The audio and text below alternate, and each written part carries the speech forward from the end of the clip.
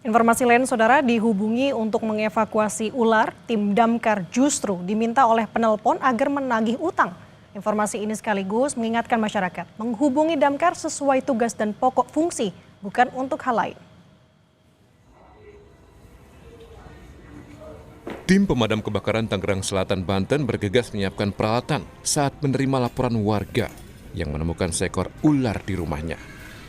Tanpa rasa curiga, tim damkar menuju kawasan Cempaka Putih, Kecamatan Ciputat Timur. Namun saat tiba di lokasi, pelapor tidak dapat dihubungi. Alih-alih membahas soal ular, pelapor mengirim pesan yang berisi permintaan menagih utang pinjol di alamat tersebut. Setelahnya, pelapor yang diduga debt collector kembali tidak dapat dihubungi.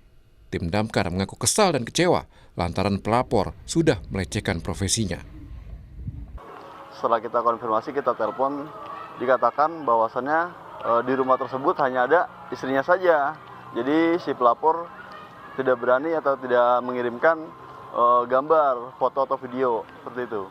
Nah, setelah kita sampai di lokasi, kita sudah konfirmasi ke Pak RT, kita sudah konsultasi juga ke Pak RT, kita telepon ulang, kita telepon kembali dan kita WA. Nah, ternyata si pelapor ini menyuruh menagih hutang nasabahnya atas nama DI ya, inisial DI itu adalah nasabah pinjol, demikian.